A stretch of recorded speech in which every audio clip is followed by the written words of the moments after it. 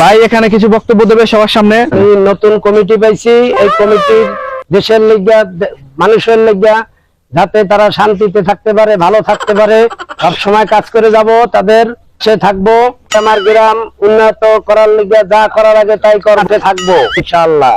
আমাদের মাঝে আমাদের ভাই নতুন কমিটিতে নতুন পদ পাইছে, আমরা সবাই খুশি।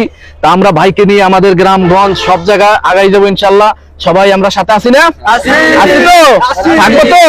আবার গুলি বোমা আসলে আমরা কেউ দূরে যাবো না তো? আচ্ছা ঠিক আছে।